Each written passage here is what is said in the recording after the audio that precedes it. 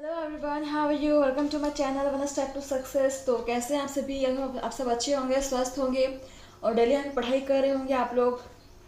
तो देखिए फ्रेंड्स, आज आप लोगों के लिए हम फिर से एक नई शानदार क्लास लेकर आए हैं। तो जो भी यहाँ पे गवर्नमेंट जॉब की तैयारी कर रहे हैं वो बिल्कुल यहाँ पे प्रैक्टिस कर सकते हैं, ठीक है। यहाँ पे आपको अलग अलग सब्जेक्ट्स पर आपको अलग अलग सेशंस मिल जाएंगे जिन पर आप बेसिक से स्टार्ट कर सकते हैं पढ़ाई। देखिए आज का जो हमारा सब्जेक्ट रहेगा वो है विज्ञान। और स्टार्ट करते हैं हमारा पहला क्वेश्चन से। देखिए पहला क्वेश्चन क्या है, शरीर में गैसों का विनिमय किस अंग में होता है। बहुत ही अच्छा क्वेश्चन है, बहुत ही इजी क्वेश्चन है। शुरुआत इतनी अच्छी हो रही है, आप लोग देखिए इतना अच्छा क्वेश्चन है। चलिए आंसर कीजिए, कौन सा हो जाएगा इसका आंसर। शरीर में गैसों का विनिमय किस अंग द्वारा होता है।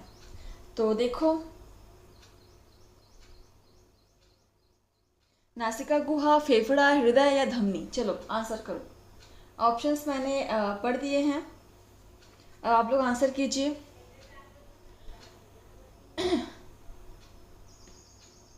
हाँ, राइट आंसर क्या हो जाएगा? ऑप्शन बी, फेफड़ों के द्वारा ही इन गैसों का विनिमय करते हैं। चलो अगला क्वेश्चन नंबर 91 देखो। यहाँ पे वृक्क की कार्यात्मक इकाई है। सो ऑप्शन है न्यूरॉन, नेफ्रॉन, बोमन संपुट या ग्लोमेरुलस। देखो न्यूरॉन और नेफ्रॉन में बहुत डिफरेंस होता है, तो नेफ्रॉन न्यूरॉन को मिक्स नहीं करना है, ठीक है। न्यूरॉन जो है हमारा नर्वस सिस्टम का पार्ट है, ठीक है, तंत्रिका तंत्र का पार्ट है। बाकी ये बोमन संपुट, नेफ्रॉन और ग्लोमेरुलस ये तीनों आपके वृक्क के ही अंग है। तो आपको इन दोनों में से आंसर करना है कि कौन सा यहाँ पे इसकी फंक्शनल यूनिट या क्रियात्मक इकाई हो जाएगी, ठीक है। इसको काट दो। अब बताओ। बहुत अच्छा क्वेश्चन है फ्रेंड्स। आप लोग जो भी इंपॉर्टेंट क्वेश्चन है उसको आप नोट डाउन करते चलिए और अपना एक अलग से नोट्स प्रिपेयर करते चलिएगा, ठीक है। Question number 91, right answer is option B. Again option B is correct, nephron इसका कार्यात्मक इकाई हो जाएगा।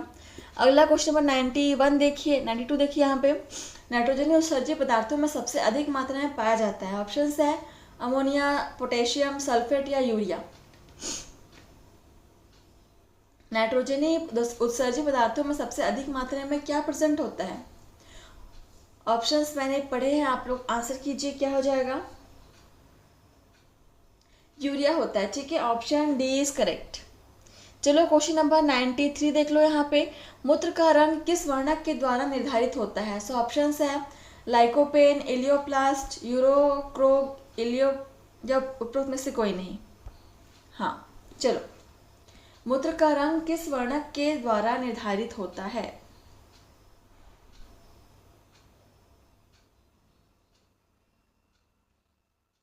इसको भी आप नोट डाउन कर सकते हैं, इंपॉर्टेंट है। और राइट आंसर क्या हो जाएगा बताओ। देखो यहाँ पे यूरोक्रोम है ना, ये ऑप्शन सी होगा, लेकिन यहाँ पे यूरोक्रोम है, यूरोक्रोग नहीं है, यूरोक्रोम। चलो अगला क्वेश्चन नंबर 94 देखो। मानव शरीर में पिट्यूटरी अंग स्थित होती है, ठीक है। ऑप्शन है गले में, मस्तिष्क में, वक्ष में या उदर में। चलो बताओ। वक्ष मतलब आप लोग को पता है ना, वक्ष हम अपने छाती को कहते हैं, और उदर हमारा जो पेट होता है, स्टमक होता है, उसे कहते हैं हिंदी में।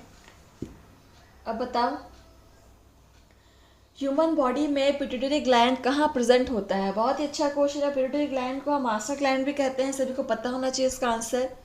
और ये कहाँ प्रेजेंट होता है? मस्तिष्क में। ऑप्शन बी इज करेक्ट, ठीक है। चलो क्वेश्चन नंबर 95 देखते हैं। सिर्फ पुरुषों में स्रावित होने वाला हार्मोन।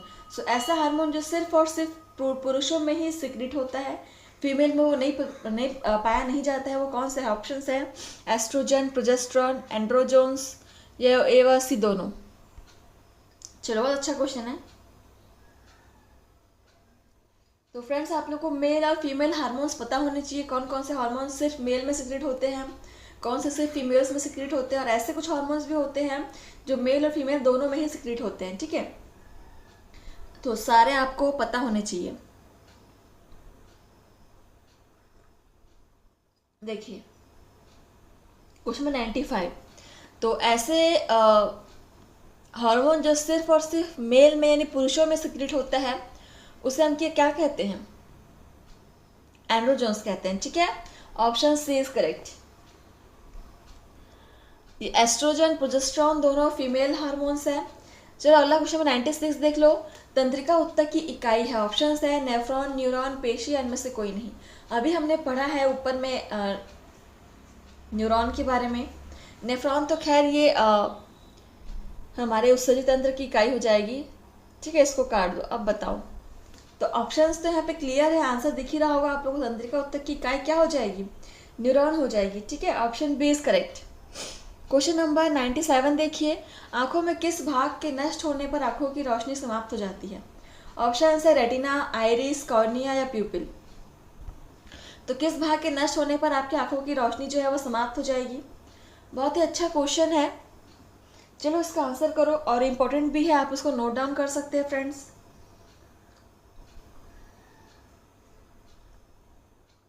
फ्रेंड्स आप क्लास को सब्सक्राइब कर लीजिएगा, ठीक है, इससे आपको डेली क्लासेस के नोटिफिकेशंस मिलते रहेंगे। 97 देखिए यहाँ पे किस अभाग के नष्ट होने पर आंखों की रोशनी समाप्त हो जाती है? कॉर्निया। ठीक है, ऑप्शन सी इज करेक्ट, इसको नोट डाउन कर लीजिएगा। क्वेश्चन नंबर यहाँ पे 98 देखिए। लाल रक्त कण कहाँ निर्मित होता है? ऑप्शन है हृदय में, लाल अस्थि मज्जा में, लासिका में या पीत अस्थि मज्जा में। तो पूछ क्या रहा है क्वेश्चन आपसे, जो लाल रक्त कण है, रेड ब्लड कॉर्पसेल्स है, वो कहाँ बनते हैं, उनका निर्माण कहाँ होता है हमारी बॉडी में, ये पूछा है। चलो आंसर करो, बहुत ही अच्छा क्वेश्चन है।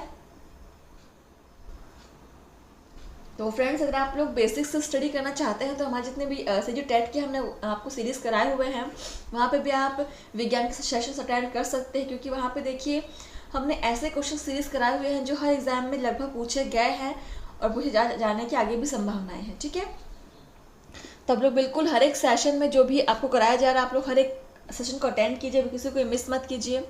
हर एक सेशन क्वेश्चन यहाँ पे इंपॉर्टेंट है। देखिए 98 राइट आंसर क्या हो जाएगा? ऑप्शन बी, लाल अस्थि मज्जा में ही बनते हैं रेड ब्लड कॉर्पसेल्स या लाल रक्त कणिकाएं। ठीक है, क्वेश्चन नंबर 99 देखिए यहाँ पे। चेतना उत्तक किस प्रकार के उत्तक को कहा जाता है? ऑप्शन है संयोजी, तंत्रिका, पेशीय या ये सभी। चेतना उत्तक की बात कर रहा है, अब बताओ।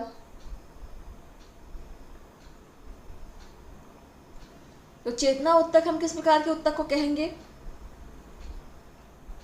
तंत्रिका उत्तक को कहेंगे। ठीक है, क्योंकि हमारे तंत्रिका उत्तकों के जरिए ही जो हमारे इम्पल्स हैं, जैसे कि हमने कहीं हमारा हाथ में कोई पिन चुभ गया तो वो हमें पता कैसे चलता है कि हमारे हाथ में पिन चुभ गया? वो इम्पल्स के थ्रू हमारे ब्रेन तक पहुंचता कैसे है? तंत्रिकाओं के द्वारा ही पहुंचता है ना। वो चेतना जो हमारे शरीर में हम महसूस करते हैं उसका एहसास हमें तंत्रिका की वजह से ही होता है। तो चेतना उत्तक हम तंत्रिका उत्तक को कहेंगे। ठीक है, ऑप्शन बी इज करेक्ट। आ गया समझ में? चलो अगला क्वेश्चन नंबर 100 देखो। रक्त किस प्रकार का उत्तक है? ऑप्शन है पेशी, संयोजी तंत्रिका या उपकला। बहुत ही अच्छा क्वेश्चन है। रक्त किस प्रकार का उत्तक है? देखो यहाँ पे बताओ राइट आंसर। सो रक्त जो होता है फ्रेंड्स वो होता है संयोजी उत्तक। ठीक है, ऑप्शन बी इज करेक्ट, इसको आप नोट डाउन कर लीजिएगा, इंपॉर्टेंट है और एग्जाम में अक्सर पूछा भी गया है। क्वेश्चन नंबर 101 देखिए। निम्न में से कौन सा युग्म सुमेलित नहीं है? तो यहाँ पे एक ऐसा जोड़ी है जो सही रूप से मिलान नहीं किया हुआ है, वो आपको ढूंढकर बताना है। चलिए ऑप्शंस देखिए। विटामिन ए रतौंधी, विटामिन बी बेरी, vitamin C scurvy, vitamin D नपुंसकता। तो कौन सा यहाँ पे गलत है? तो यहाँ पे कुछ विटामिन से उनकी कमी से होने वाले रोग दिए हुए हैं सामने में, तो आपको बताना है कि ऐसा कौन सा रोग है जो इनमें से किसी एक की कमी से नहीं होता है। कौन सा जोड़ी यहाँ पे गलत दिया हुआ है? तो देखिए विटामिन डी की कमी से नपुंसकता नहीं होती। ठीक है, ऑप्शन डी ही यहाँ पे सही हो जाएगा। चलो अगला क्वेश्चन नंबर देखो 102। ठीक है, कौन सा विटामिन जल में घुलनशील है? ऑप्शन है vitamin A, vitamin B, vitamin C या ए व सी दोनों। चलो आंसर करो, कौन सा विटामिन होगा वो जल में घुलनशील होगा? विटामिन आप सभी को पता है दो प्रकार के होते हैं, एक जो जल में घुलनशील होते हैं और एक जो वसा में घुलनशील होते हैं। ठीक है, तो यहाँ पे आपसे पूछा है जल में घुलनशील कौन कौन से होंगे? बी और सी हो जाएंगी। ठीक है, देखो यहाँ पे ए नहीं होगा, ए नहीं होगा, ठीक है। ए जो है वो वसा में घुलनशील है, तो यहाँ पे बी और सी दोनों हो जाएंगे। तो यहाँ पे मुझे लग रहा है ऑप्शन कुछ गलत दिया हुआ है, यहाँ पे बी होना चाहिए, ठीक है। बी और सी होना चाहिए, तब ये सही हो जाएगा। उसको आप करेक्ट कर लीजिएगा। बी और सी है जो जल में घुलनशील होते हैं, और बाकी ए जो होता है वो वसा में घुलनशील है। क्वेश्चन नंबर 103 देख लीजिए। यहाँ पे इसको भी आपको सम्मिलित करना है, मिलान करना है। देखिए किसकी कमी से क्या रोग होता है। देखिए ऑप्शंस है, विटामिन डी की कमी anaemia, vitamin E rickets, vitamin के रक्त का थक्का नहीं जमना, विटामिन B12 नपुंसकता। चलो यहाँ पे किसकी कमी से क्या होता है, इसको आपको मिलान करना है। देखो बहुत ही अच्छा क्वेश्चन है, ऐसे क्वेश्चन सतह में बहुत बनते हैं। देखो यहाँ पे आपको एक ही क्वेश्चन में कितने सारे क्वेश्चंस को मर्ज कर दिया है ना। देखो राइट आंसर क्या हो जाएगा इसका। ये आपके नीचे ऑप्शंस दिए, उसको मिनिमाइज कर दे रही हूँ। अब देखो बताओ, आप बताओ।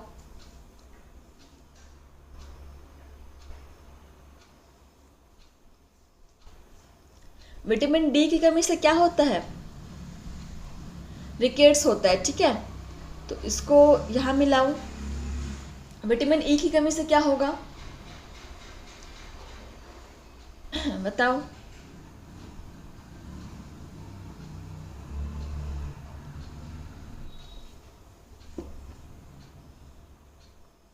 देखो विटामिन के की कमी से तो यहाँ पे रक्त का थक्का नहीं जमता है, ये हो जाएगा, ठीक है। ऑप्शन 3 का 3 हो जाएगा। विटामिन B12 की कमी से क्या हो जाएगा, नपुंसकता हो जाएगी, ठीक है। और यहाँ पे इसका हो जाएगा ऑप्शन फर्स्ट, ई का एनीमिया हो जाएगा। तो देखो यहाँ पे कौन सा मिलान सही हो रहा है। ए का 2 बी सी डी तीनों में है, और ई का बी का 1। हाँ ऑप्शन डी इज करेक्ट, ठीक है। इसको मिलान कर लिया, तो इसको आप नोट कर लीजिएगा कौन सी किसकी कमी से कौन सा रोग होता है, ठीक है। चलिए अगला क्वेश्चन देखिए यहाँ पे 104 वसा में घुलनशील विटामिनों की पहचान करता है। आपको यहाँ पे वसा की पहचान करना है, मतलब जो वसा में घुलनशील है। तो देखिए ऑप्शंस है A B C D E K। चलिए आंसर कीजिए, कौन से विटामिन है जो वसा में घुलनशील है। इससे पहले हमने जल में घुलनशील वसाओं की बात की थी, अब वसा में घुलनशील वसाओं की बात करेंगे।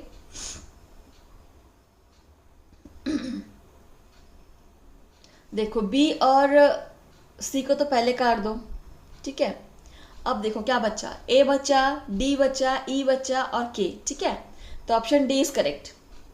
चलो अगला क्वेश्चन नंबर 105 देख लो। लाल रक्त कण का जीवन काल होता है। ऑप्शन है 90 डेज, 120 डेज, 125 डेज, 140 डेज। तो लाल रक्त कणिकाओं का जीवन काल कब तक का होता है, देख लो। 120 डेज का होता है, ठीक है। ऑप्शन बी इज करेक्ट है। तो सभी को पता होगा, फिर भी आप नोट डाउन कर लीजिए जिनको नहीं पता है। क्वेश्चन नंबर 106 शरीर में ताप का नियंत्रण करता है। ऑप्शन है हाइपोथैलेमस, हृदय, सेरिब्रम या त्वचा। तो शरीर में ताप का नियंत्रण कहाँ से होता है, हृदय से नहीं होता फ्रेंड्स, हृदय को पहले काटो, ठीक है।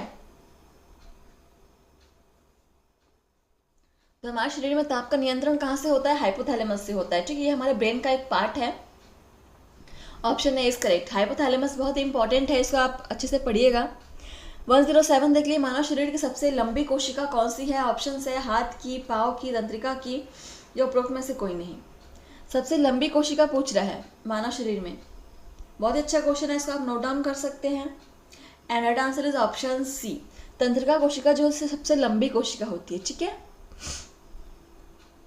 अगला क्वेश्चन नंबर 108 देखिए। बीटल एवं टीटम किस लिए प्रसिद्ध है। सो ऑप्शन है प्राकृतिक चयन के लिए, एक जीन एक एंजाइम धारणा के लिए, या जीन संश्लेषण के लिए, डीएनए फिंगरप्रिंटिंग के लिए। बीटल एवं टीटम किस लिए प्रसिद्ध है। बहुत ही अच्छा ये इंपॉर्टेंट क्वेश्चन है, इसको आप नोट डाउन कर लीजिएगा। तो ये प्रसिद्ध थे एक जीन एक एंजाइम धारण के लिए, ठीक है। Option B is correct. Question number 109 देख लीजिए। यहाँ पे कशेरुक दंड में हड्डियों की कुल संख्या है। सो ऑप्शन है 63, 52, 42 या 33। कशेरुक दंड में हड्डियों की संख्या कितनी होती है, 33 होती है, ठीक है। Option D is correct. Question number 110 देखिए, शरीर की सबसे लंबी हड्डी है। ऑप्शन है रेडियस, अल्ना, फीमर या टीबिया। सबसे लंबी हड्डी की बात कर रहा है तो ये तो सभी को पता होगा इसका आंसर, और जिनको नहीं पता है वो नोट डाउन कर लेंगे। फीमर होती है, ठीक है, ऑप्शन सी इज करेक्ट। और ये फीमर जो होती है हमारे कहाँ की हड्डी होती है उसको आप मुझे कमेंट करके बताएंगे। चलिए अगला क्वेश्चन देखिए, और ये आज का हमारा लास्ट क्वेश्चन है। देखिए, मानव शरीर में रक्त कहाँ शुद्ध होता है? ऑप्शन है हृदय में, फेफड़े में, वृक्क में या धमनी में। तो हमारी बॉडी में ब्लड प्यूरिफिकेशन कहाँ होता है, रक्त कहाँ शुद्धिकरण होता है रक्त का? देखिए कहाँ होता है?